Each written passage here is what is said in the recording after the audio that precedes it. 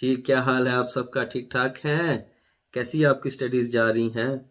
कभी ऊपर, कभी नीचे, कभी अप, कभी डाउन। पर होपफुली इस सारे ऊपर नीचे से आपको काफ़ी कुछ सीखने को मिला होगा, और इसकी वजह से आपको मैं उम्मीद करता हूँ और मेरी दुआ है कि आपको काफ़ी सारा फ़ायदा हो, और आप जो भी अपनी ज़िंदगी में आपके गोल हैं, आपको उनको अचीव करना और आपको कामयाबी को हासिल करना आपके लिए आसान हो जाए।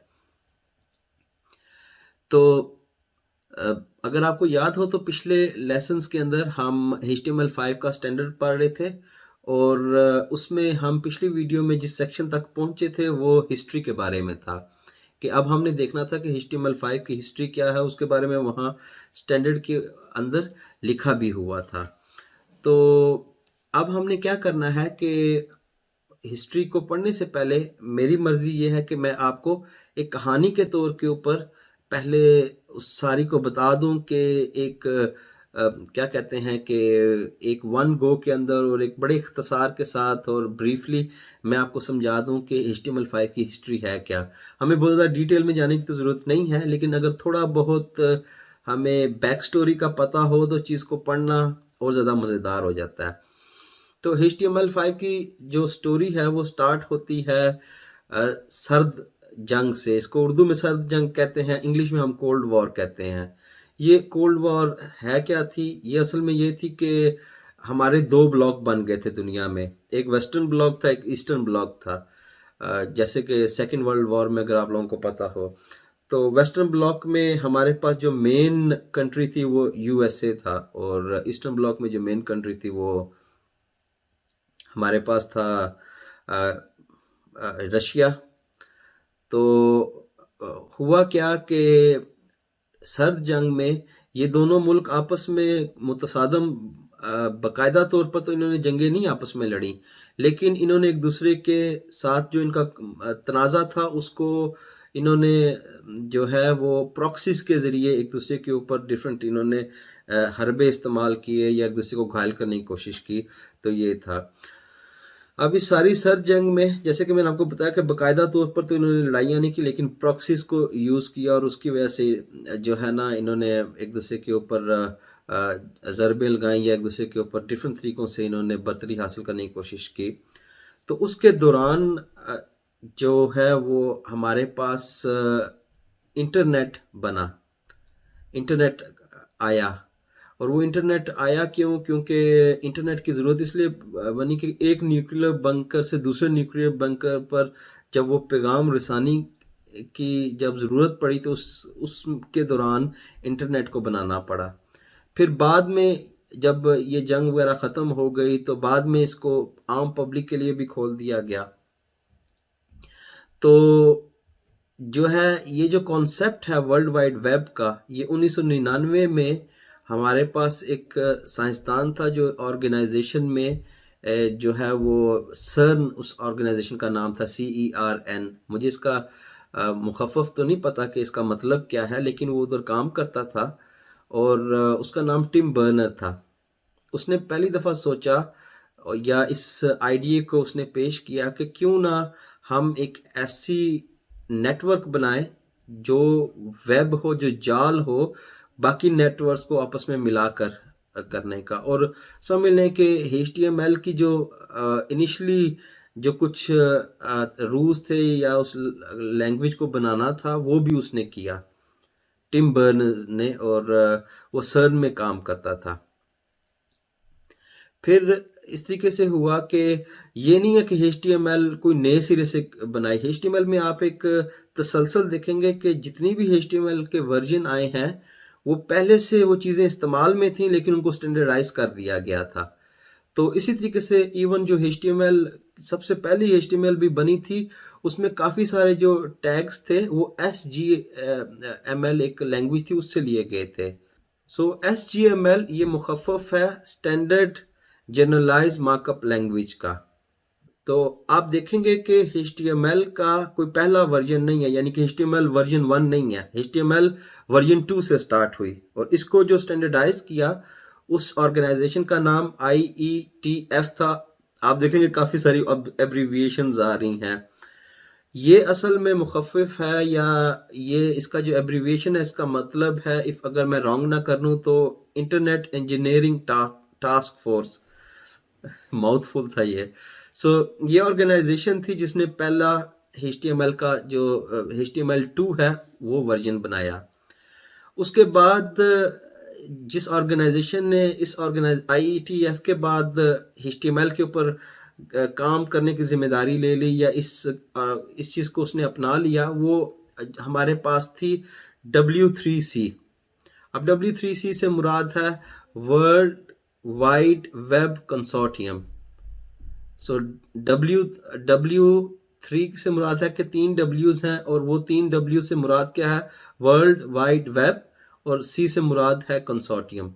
सो ये थी जिसने HTML पे जो है ना इसने काम करना शुरू कर दिया। इसने इसके काफ़ी वर्जन्स निकाले, हत्ता कि हम वर्जन 4 तक, HTML वर्जन 4 तक पहुंच गए।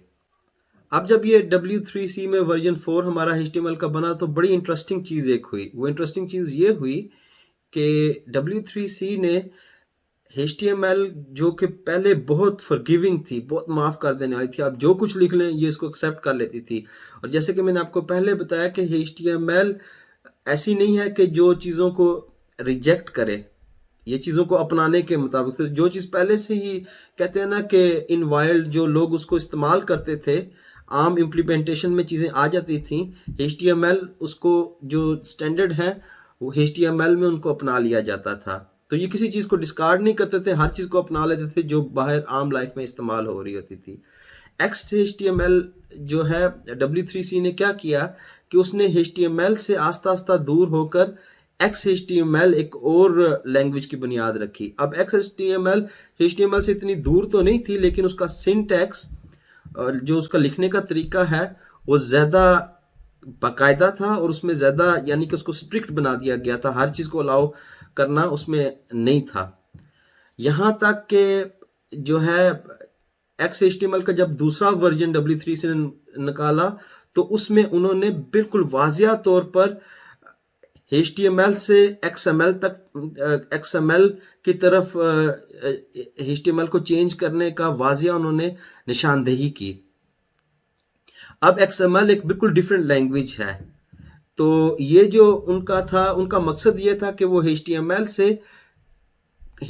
को बिल्कुल ख़त्म करना चाहते थे, और उससे वो XML की तरफ मूव ऑन करना चाहते थे।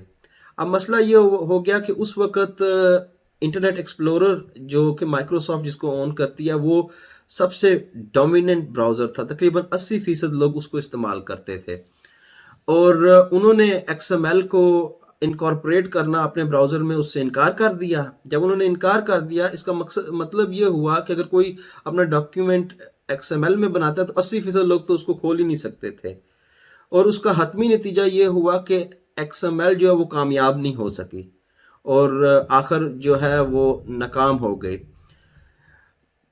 तो इसके बावजूद W3C तो XML के ऊपर जो है ना वो काम करती रही। इसी दौरान जो कुछ ऑर्गेनाइजेशन थी, कोई ब्राउज़र बनाने वाली, जिनमें नुमाइंदे शामिल थे एप्पल, मोज़िला और ओपरा के। सो बाय द वे, मेरे लगता है कि मैंने पिछले एक लेसन में आपको नाम ले लिया था माइक्रोसॉफ्ट का भी, वो स्लिप ऑफ टंग थी, माइक्रोसॉफ्ट इनमें इंक्लूडेड नहीं था।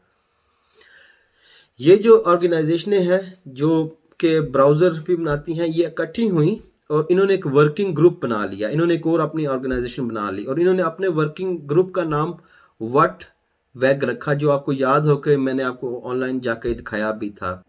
तो इससे मुराद है web hypertext application technology working group. So ये सारी इस एब्रीविएशन का हमारे पास मुखफ़फ़ है।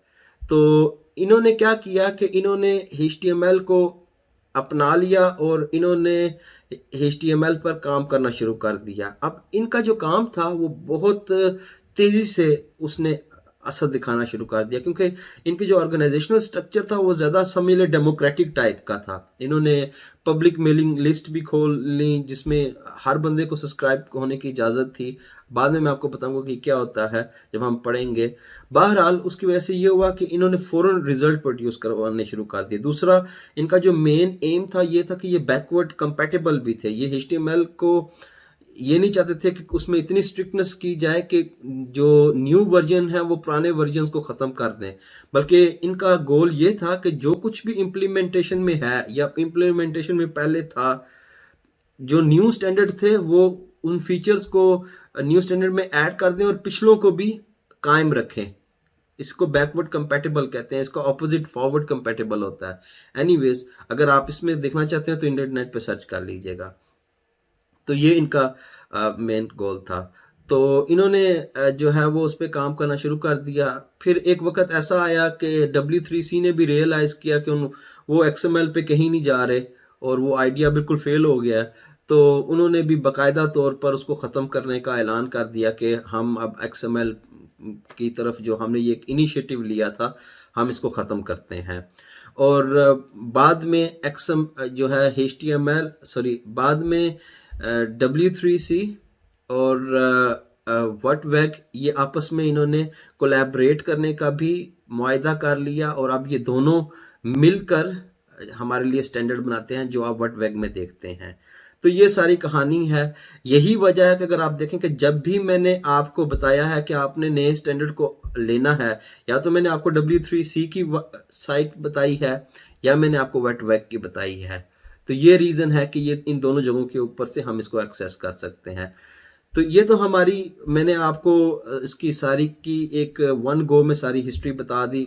जिन लोगों को इसमें थोड़ा सा इंटरेस्ट है वो कर लेंगे। अब हमने आगे ये करना है कि अब हम अपने डॉक्यूमेंट से जो उन्होंने हमें हिस्ट्री बताई है तो वो हम करेंगे, वो हम पढ़ेंगे। अगर मैं सारे को समराइज करूं तो मैं ये कह सकता हूं कि हमारी जो वेब है ये जब शुरू हुई, इसको कॉन्सेप्ट लाने वाला जो साइंटिस्ट था उसका नाम था टिम बर्नर्स ली, और वो जिस ऑर्गेनाइजेशन में काम करता था CERN थी। उसने जब ये बनाई तो उसमें से काफ़ी टैग उसने HTML से भी लिए। उसके बाद हमारा HTML का वर्जन 2 आया जिसके ऊपर IETF ने काम किया, इंटरनेट इंजीनियरिंग टास्क फोर्स ने। उसके बाद मामला W3C ऑर्गेनाइजेशन के हाथ में चले गए। W3C के बाद मामला जो है वो W3C ने जो बहुत बड़ा कदम उठाया वो ये था कि उन्होंने कोशिश की कि HTML को चेंज करके XML में कर दिया जाए, जिसको दुनिया ने एक्सेप्ट नहीं किया और जिसको स्पेशली माइक्रोसॉफ्ट ने एक्सेप्ट नहीं किया। और उसके बाद हमारे पास एक ऑर्गेनाइजेशन आई जिसको हम जो मुख्तलिफ ब्राउज़र्स को जो बनाने वाली कंपनियां उन्होंने आपस में मिलकर वो वर्किंग टास्क फोर्स बनाई, वो WHAT-WAG थे। और वो अब हमारे लिए जो है ना वो स्टैंडर्ड्स को HTML5 के स्टैंडर्ड को बनाते हैं। तो आइए अब हम डॉक्यूमेंट पढ़ते हैं। अब आपके पास बैकग्राउंड तो है, उस बैकग्राउंड के ऊपर बेस करके जब आप डॉक्यूमेंट को पढ़ेंगे तो आपके लिए आसानी हो जाएगी। तो आइए डॉक्यूमेंट को पढ़ना शुरू करते हैं। तो हम अगर हिस्ट्री में जाएं, इसको पढ़ना शुरू करते हैं, तो ये हमें बता रहे हैं कि सबसे पहले for its first 5 years from 1990 to 1995 HTML went through a number of revisions and experienced a number of extensions, primarily hosted first at CERN and then at IETF. So कहते हैं कि 1990 से लेकर 1995 तक HTML में काफ़ी रिवीजन्स हुई, काफ़ी दोहराइयाँ होती रहीं और उसने काफ़ी एक्सटेंशंस इसमें जो है ना, एक्सटेंशंस का मतलब ये होता है कि आप जब कुछ चीज़ों को अजाफी तौर पर लगा देते हैं तो काफ़ी अजाफी चीज़ों को उसमें चीज़ों का इजाफा किया गया, एक्सटेंशंस की गई। और वो जो ज़्यादातर हुई वो जिस कंपनी के अंदर हुई उसको CERN कहते हैं और बाद में उसको IETF कहते हैं। जैसे कि मैंने आपको हिस्ट्री पहले बता दिया तो मैंने ऑलरेडी आपको इन ऑर्गेनाइजेशन के बारे में बता दिया है। With the creation of W3C, HTML5's development changed venue again. उसके बाद क्या हुआ कि W3C के बनने से HTML5 का जो HTML का जो डेवलपमेंट का जो जगह थी, लोकेशन थी, वो फिर तब्दील हो गई। The first abortive attempt at extending HTML in 1995, known as HTML3, then made way to a more pragmatic approach known as HTML 3.2. abortive attempt कहते हैं, आप समझ लें कि नाकाम कोशिश को हम कहते हैं abortive attempt. सो पहले 3.0 उन्होंने बनाई जो इतनी कामयाब नहीं हुई. उसके बाद 3.2 जो है HTML 3.2, ये क्योंकि ज़्यादा अमली थी और इसके अंदर ज़्यादा जो है वो सेंसिटिविटी थी, इसमें प्रैक्टिकल ज़्यादा थी, तो इसकी वजह से प्रैग्मेटिक कहते हैं कि जो ज़्यादा कामयाब हो तो फिर और ज़्यादा सेंसिटिव हो और जिसमें तमाम फैक्टर्स को जहन में रख के जो बनाई गई हो, तो उसकी वजह से फिर ये हुआ कि 3.2 जो है वो कदरे ज़्यादा कामयाब हुई, जिसको 1997 में कंप्लीट किया गया. HTML4 quickly followed later that same year, और उसके बाद सेम ईयर में हमारे पास HTML4 का वर्जन भी आ गया. तो आप देख रहे हैं कि डिफरेंट वर्जन्स HTML के आ रहे हैं हिस्ट्री के अंदर. द फॉलोइंग ईयर, उसके बाद अगले साल ही, the W3C membership decided to stop evolving HTML and instead began work on an XML based equivalent called XHTML. तो अब यही, जैसे कि मैंने आपको पहले बताया था कि W3C ने जो इस पे काम कर रही थी, एकदम उन्होंने इरादा किया कि क्यों ना हमें HTML को इवॉल्व करना, इसमें इर्तिका का जो अमल है, इसमें नई चीज़ें लाने का और पुरानी को ख़त्म करने का और इसको ज़्यादा डेवलप करने का, इसको ज़्यादा तरक्की देने का, क्यों ना इसको ख़त्म कर हम इसका जो इक्विवेलेंट है, इसका जो एक मुतरादिफ है XML बेस्ड, हम उस पर कर लें. और उसका नाम उन्होंने XHTML रखा. This effort started with the reformulation of HTML4 in XML. Reformulate कहते हैं जब आप किसी को दोबारा से किसी चीज़ को बनाते हैं या उसके आप कायदे और कानून को वाज़िया करते हैं. तो उन्होंने दोबारा से इसको XML को, HTML4 को उन्होंने XML में जो है ना वो तब्दील करने की कोशिश की और इसका नाम उन्होंने XHTML 1.0 वर्जन रखा. which added no new features except the new serialization and which was completed in 2000. वो कहते हैं कि XHTML जो है, जैसे कि मैंने आपको पहले बताया कि वो HTML से इतनी डिफरेंट तो नहीं थी, खाली नाम का ही फ़र्क था जो इसमें हुआ कि न्यू सीरियलाइजेशन इसको दी गई. After XHTML 1.0, the W3C's focus turned to make it easier for other working groups to extend XHTML. तो उसके बाद उन्होंने जब XHTML का वर्जन 1 निकाला तो W3C ने अपना फोकस अब इस चीज़ के ऊपर चेंज कर दिया कि बाकी जो वर्किंग ग्रुप हैं, जो ऑर्गेनाइजेशन ने काम इसके साथ रिलेटेड हैं, तो वो इसको ज़्यादा एक्सटेंड करना उनके लिए आसान हो जाए. Under the banner of XHTML मॉड्यूलराइजेशन. और उन्होंने ये जो किया, ये किस इनिशिएटिव के अंदर किया कि अब हम HTML को ज़्यादा, उर्दू में इसको मकियासी कहते हैं और समझ नहीं आ रही मैं आपको कैसे इसको एक्सप्लेन करूं, कि जब भी कोई लैंग्वेज होती है आप उसको एक्सटेंड करते हैं तो आप उसको ज़्यादा मॉड्यूलर करने की कोशिश करते हैं. उससे ये होता है कि उसके एक बाकायदा हिस्से होते हैं जिनको आप डिफरेंट तरीके से आपस में मिला सकते हैं और उसमें आप उसको डिफरेंट सिचुएशन में यूज़ कर सकते हैं. ये मॉड्यूलराइजेशन का होता है कि उसमें आप समझ लें कि इम्प्लीमेंटेशन में ज़्यादा आसानी हो जाती है. तो ये अब उन्होंने क्या किया कि उसको ज़्यादा, उसकी इम्प्लीमेंटेशन की जो आसानी है उस मामले में उन्होंने ज़्यादा चाहा कि हम और लोगों को भी इसमें शामिल करें. इन पैरेलल विद दिस, इसके साथ साथ क्या हुआ कि W3C also worked on a new language that was not compatible with the earlier HTML and XHTML languages, calling it HTML2. तो HTML2 में उन्होंने क्या किया कि बिल्कुल नई लैंग्वेज पे भी काम करना शुरू कर दिया. इन अदर वर्ड्स, W3C ने आस्ता आस्ता कोशिश करनी ये शुरू कर दी कि HTML को तो हम साइड पे लगा दें और उससे हम XML की तरफ जाना शुरू कर दें. Around the times that HTML's evolution was stopped in 1998, part of the API for HTML developed by browser vendors was specified and published under the name DOM Level 1 in 1998 and DOM Level 2 Core and DOM Level 2 HTML starting in 2000 and culminating in 2003.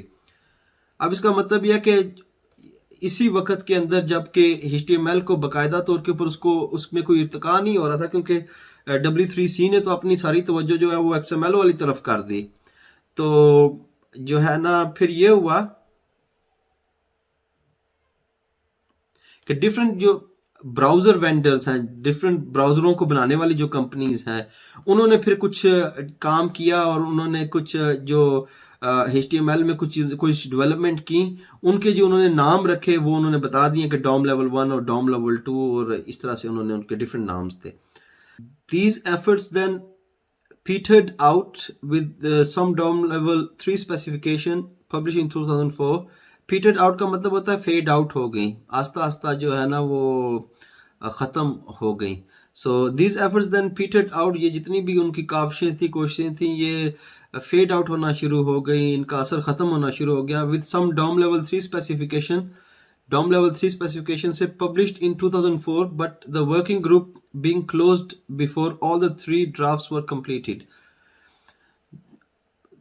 उन्होंने in different draft के ऊपर वो काम तो कर रहे थे. मुसवदा draft को उर्दू में मुसवदा कहते हैं, और इससे मुराद होता है कि एक रफ राइटिंग पीस. जब कोई किसी चीज़ को लिखे लेकिन वो मुकम्मल डॉक्यूमेंट ना हो, बल्कि वो इनकम्प्लीट डॉक्यूमेंट हो, और वो एक जो है ना खाली एक रफ स्केच या खाके के तौर पे इस्तेमाल हो. ये रफली इसका मीनिंग है. अब इसको ज़्यादा अगर आपने करना हुआ तो आप खुद से इंटरनेट सर्च कर लीजिएगा तो आपको समझ आ जाएगा. तो उनका मतलब यह कि उन्होंने ये डिफरेंट ड्राफ्ट तो शुरू किए, मुसवदे तो शुरू किए डॉम लेवल 3 का, 2 का और बाकी चीज़ों का, लेकिन उन्होंने मुकम्मल इनमें से एक भी ना वो कर सके. ये जो वर्किंग ग्रुप था, यानी जो वंडर्स इकट्ठे हुए थे. In 2003, the publication of X-Forms, a technology which was positioned as the next generation of web forms, sparked a renewed interest in evolving HTML itself. फिर 2003 में जो X-Forms आए, उनकी वजह से दोबारा से लोगों का HTML पे जो है ना वो एक इंटरेस्ट डेवलप हो गया. रिन्यूड एक जो है ना नया और फ्रेश इंटरेस्ट उनका HTML में डेवलप हो गया. rather than finding replacements for it, बजाय इसके कि HTML की कोई जो है ना वो रिप्लेसमेंट फाइंड की जाए.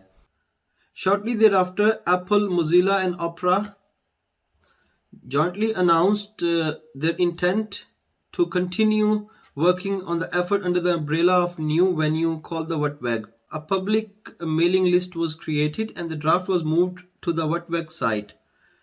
फिर ये हुआ कि पब्लिक मेलिंग लिस्ट उन लोगों ने क्रिएट की, और ये पब्लिक मेलिंग लिस्ट ये होती है कि जिसमें कोई भी सब्सक्राइब कर सकता है, और मेलिंग लिस्ट ये होती है कि कोई भी ऑर्गेनाइजेशन है, नॉर्मली फॉर एग्जांपल आप किसी भी वेबसाइट पे जाकर कहते हैं कि हमारी मेलिंग लिस्ट से सब्सक्राइब करें, तो उससे क्या होता है कि अगर न्यू नोटिफिकेशंस हों, अगर कोई न्यू अमेंडमेंट्स हों, न्यू इन्फॉर्मेशन हो, वो आपको साथ साथ शेयर करते रहते हैं. समटाइम फ्री रिसोर्सेज भी आपके साथ शेयर करते रहते हैं, तो वो आपको अपनी मेलिंग लिस्ट के साथ ऐड कर देते हैं, फिर आपको डिफरेंट ईमेल्स भेजते रहते हैं जिसके ऊपर वो आपको डिफरेंट चीज़ों से आगाही देते रहते हैं या आगाह रखते रहते हैं. तो ये मेलिंग लिस्ट होती है. पब्लिक मेलिंग लिस्ट ऐसी होती है जिसमें कोई भी सब्सक्राइब कर सकता है और अपनी मर्जी से जब चाहे उससे अनसब्सक्राइब भी कर सकता है.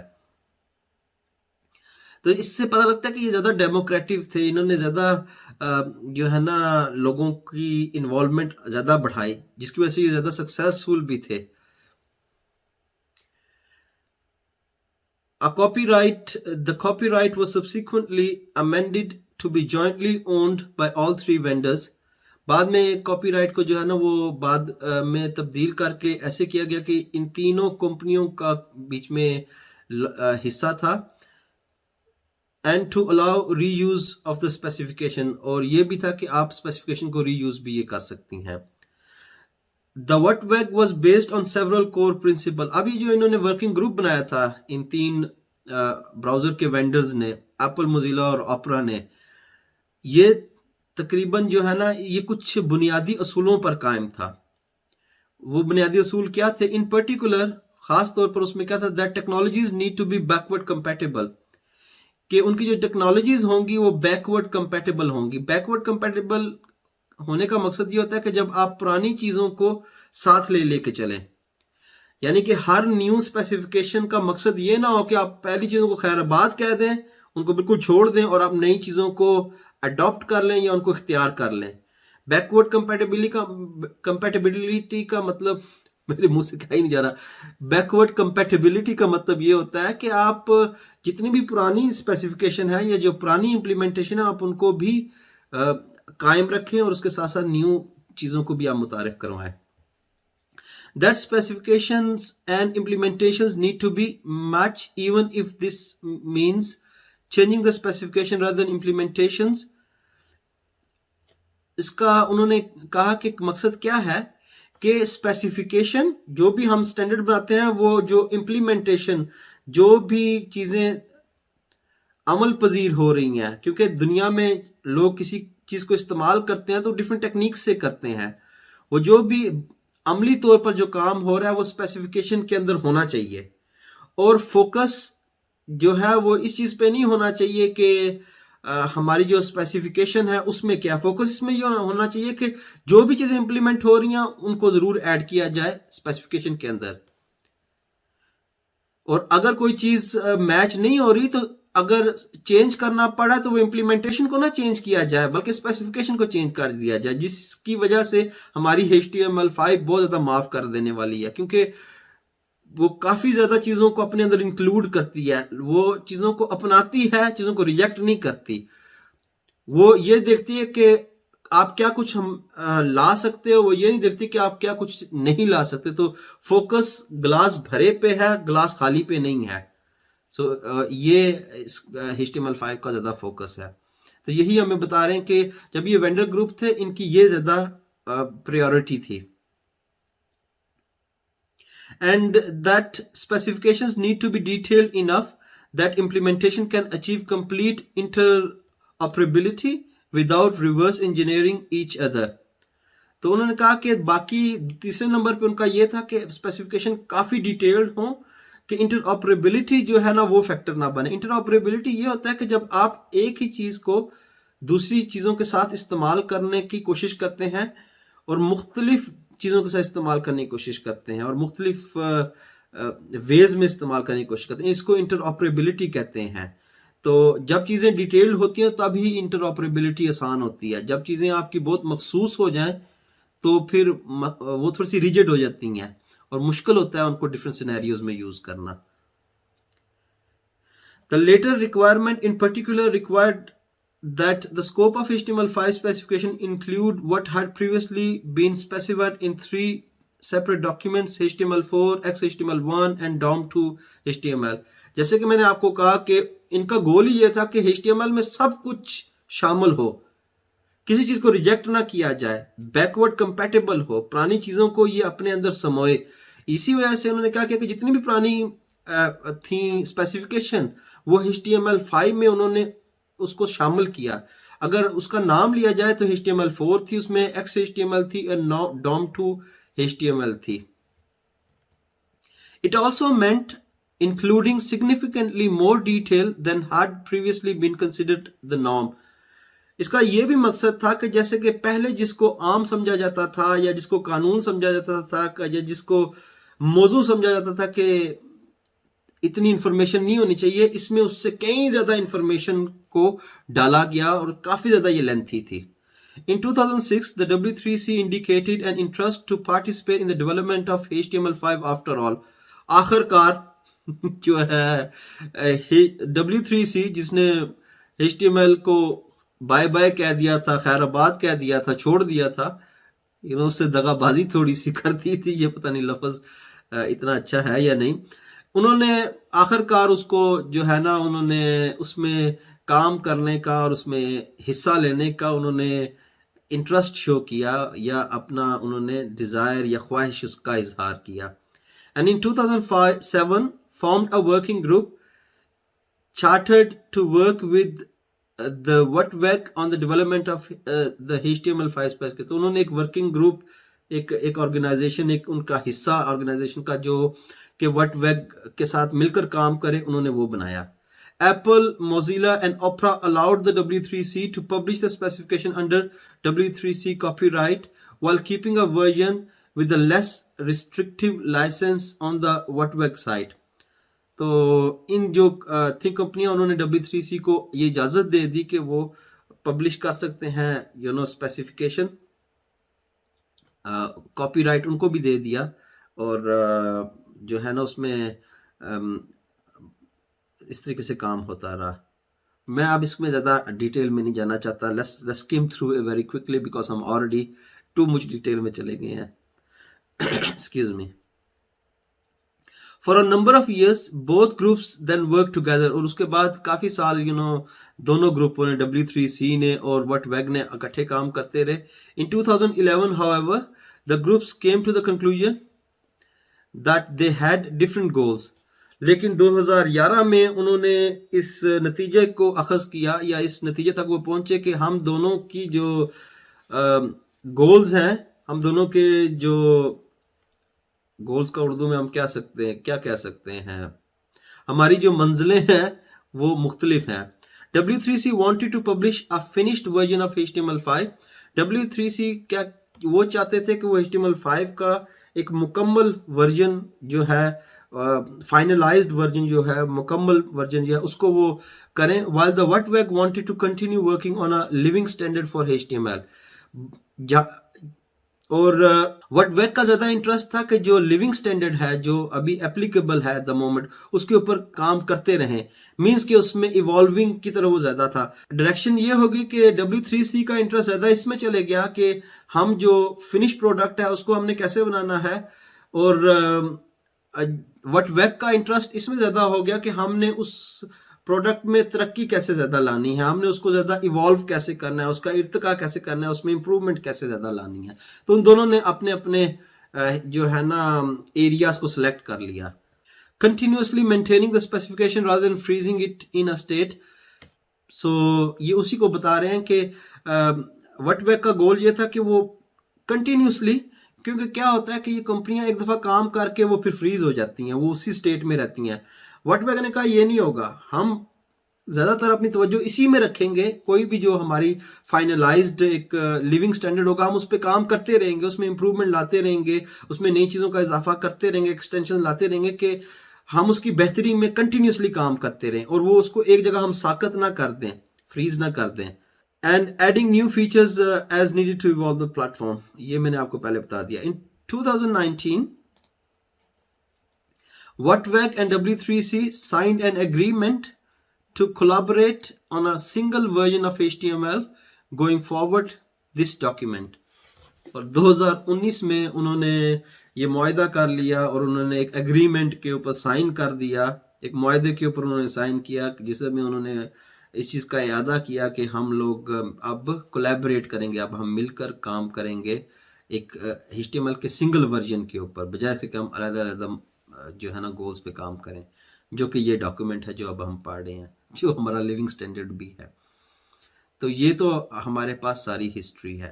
तो आपने देख लिया कि इन रफली मैंने जो आपको बताई थी कि हमें हिस्ट्री भी को देखा जाए तो वर्ल्ड वाइड वेब का आगाज़ कहाँ से हुआ, वो सर्न से हुआ. और सर्न में टिम बर्नर्स ली एक साइंटिस्ट है, उसने इसके बारे में सोचा. उसने कोई नई ज़बान नहीं यूज़ की, बल्कि ऑलरेडी एक HTML लैंग्वेज यूज़ हो रही थी. और HTML टैग का कॉन्सेप्ट असल में HTML में आया था. जब HTML आई थी तो उसका जो बनाने वाले थे उन्होंने ये सोचा था कि क्यों ना हम जब इंफॉर्मेशन को शेयर कर रहे हैं तो हम टैग्स का इस्तेमाल करें, और इससे हम अपने डॉक्यूमेंट्स को स्ट्रक्चर कर सकते हैं कि वो अगर वो साइंटिफिक डॉक्यूमेंट भी हैं या कोई भी हैं. तो उसने ऑलरेडी एक HTML यूज़ हो रही थी उसने, और उसके अंदर जो है ना वो पॉइंटेड ब्रैकेट्स वाली जो है वो टैग्स यूज़ होते थे. तो उसने कहा क्यों ना हम इनको लें और इसको हम इस पर्सपेक्टिव में लगाएं. तो टिम बर्नर्स ली जो है उसने भी, आप ये नहीं कह सकते कि उसने ओवरऑल बिल्कुल कोई नई चीज़ की बुनियाद रख ली, बल्कि ऑलरेडी से ये चीज़ें इस्तेमाल में थी, टैग्स इस्तेमाल हो रहे थे, डिफरेंट कॉन्टेक्स्ट के अंदर हो रहे थे, डिफरेंट जगहों पे हो रहे थे, लेकिन उसने वो उठाकर पर्टिकुलरली इस वर्ल्ड वाइड वेब के कॉन्सेप्ट में और कॉन्टेक्स्ट में उसने यूज़ करना शुरू किया. अब ये बड़ी डिटेल फील्ड है, अगर मैं इसमें बहुत ज़्यादा डीप डाइव इन कर जाऊँ तो फिर हमारा बहुत ज़्यादा टाइम भी लगेगा, शायद मेरी उतनी कैपेबिलिटी भी नहीं होगी. सरसरी सा आइडिया लगाने के लिए ये बहुत बेहतर है कि हमें ये पता हो कि टिम बर्नर ली ने जो HTML को शुरू किया उसने HTML के ऊपर उसको बेस किया, क्योंकि टैग्स उसी लैंग्वेज में थे. और उसके बाद डिफरेंट ऑर्गेनाइजेशन में, जिसमें IETF है और जिसमें हमारे पास W3C है और जिसके में हमारे पास last but not the least हमारे पास WhatWag है, इन्होंने फिर इसकी तरक्की में काम किया और इस तरह से हमारे पास HTML5 आजकल है जिसको हम पढ़ रहे हैं. अपना बहुत सारा ख्याल रखिएगा. होपफुली इतनी कॉम्प्लिकेटेड हमारा लेसन नहीं हुआ, और मैं आपसे अगले लेसन में मिलूंगा. अल्लाह हाफिज़.